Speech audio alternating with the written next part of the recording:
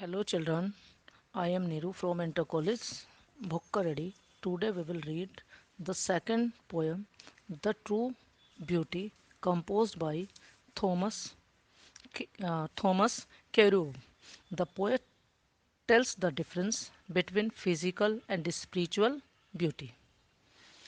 इस कविता में लेखक जो कवि है, कवि हमें शारीरिक सुंदरता और आध्यात्मिक सुंदरता के बीच अंतर बताता है.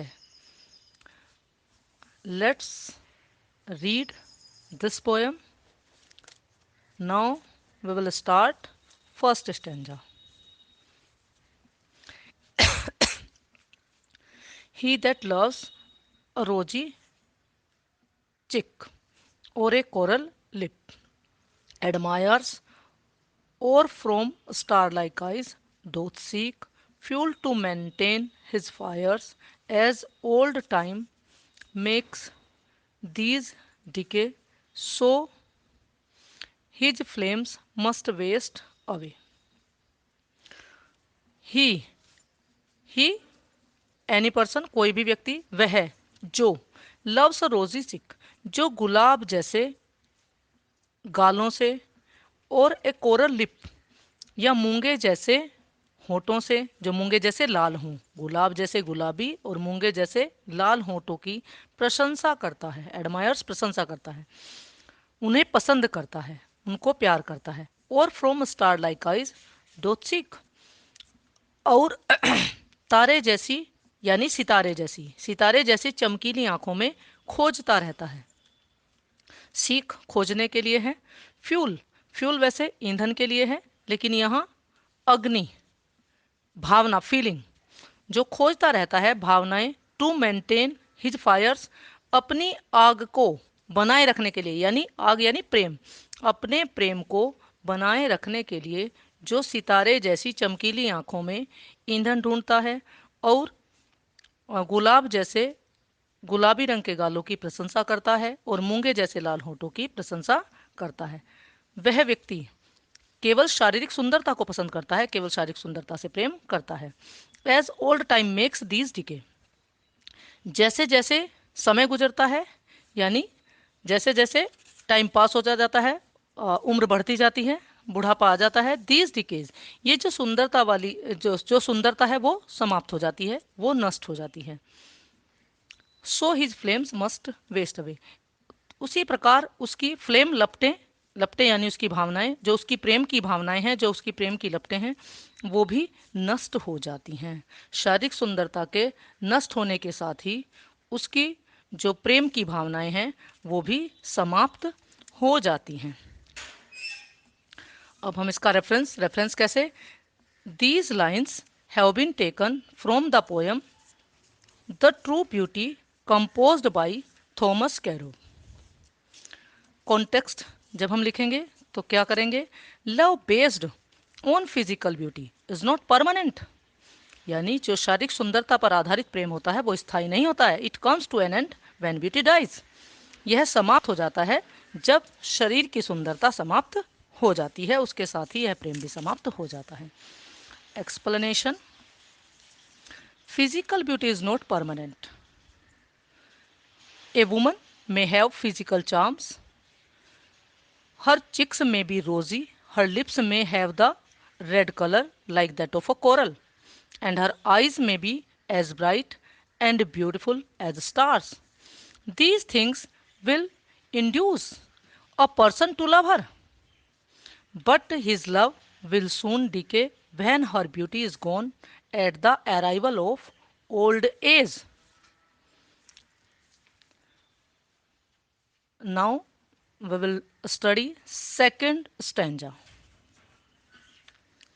But a smooth and steadfast mind, gentle thoughts and calm desires, hearts with equal love combined, kindle never dying fires. Where these are not, I despise lovely cheeks or lips or eyes. But a smooth and stead fast mind, किंतु एक समान रहने वाला कभी एक समान रहने वाला, जो कभी विचलित ना होता हो। एंड स्टीड फास्ट फास्ट और दृढ़ अटल। यदि किसी व्यक्ति का हमेशा विचलित न होने वाला मस्तिष्क हो और दृढ़ रहने वाला मस्तिष्क हो, जेंटल थॉट्स, उसके विचार सज्जनता वाले हों, यानी अच्छे पवित्र विचार हों, एंड काम डिजायर्स, उसकी जो इच्छाएं हैं वो शांत हों, अर्थात उत्तेजना से रहित हों, hearts with equal love combined, और उसका हृदय समान प्रेम, यानी चाहे वो सुंदर हो या ना हो, हर स्थिति में, चाहे अच्छी बुरी कैसी भी स्थिति हो, हर स्थिति में समान प्रेम उसका रहता हो। किंडल नेवर डाइंग फायर्स, तो वह उत्पन्न करता है, किंडल मतलब उत्पन्न करना, जगाना, तो वह कभी न समाप्त होने वाली आग को यानी भावनाओं को जगाता है या प्रेम को जगाता है। उससे कभी समाप्त न होने वाला स्थायी प्रेम, नेवर डाइंग यानी स्थायी, स्थायी प्रेम उत्पन्न होता है। वेयर दीज आर नोट, जहां ये सद्गुण, ये अच्छी चीजें जो ऊपर बताई हैं, क्या, smooth and stead fast mind, मतलब स्थिर रहने वाला मस्तिष्क, जेंटल थॉट्स एंड काम डिजायर्स, जहां ये सद्गुण नहीं है, जिस व्यक्ति के अंदर ये सद्गुण, ये अच्छे गुण नहीं है। आई डेस्पाइज, तो मैं घृणा करता हूं, मैं घृणा करता हूं, लवली चिक्स, ऐसे प्यारे गालों से, और लिप्स होठों से और आंखों से, अर्थात कवि कहता है, जो पोएट है वो कहता है कि सुंदरता होने के बावजूद भी अगर ये गुण नहीं है तो वे सुंदरता, वह ऐसी शारीरिक सुंदरता बेकार है, वो किसी काम की नहीं है। रेफरेंस आपको पहले ही बताया जा चुका है। Context, in these lines the poet describes beauty of mind and heart, वह मस्तिष्क और हृदय की सुंदरता का वर्णन करता है। This beauty is higher than physical beauty and is everlasting, जो ऐसी सुंदरता है, जो मस्तिष्क, मन मस्तिष्क विचारों वाली जो सुंदरता है वो शारीरिक सुंदरता से ऊंची होती है, एंड इज एवर लास्टिंग, और हमेशा रहने वाली होती है, स्थायी होती है। Beauty without these qualities is worthless, इन गुणों के बिना जो सुंदरता है वो बेकार है, वो व्यर्थ है। Explanation, the poet tells that beauty of mind and heart is greater and lasting than physical beauty.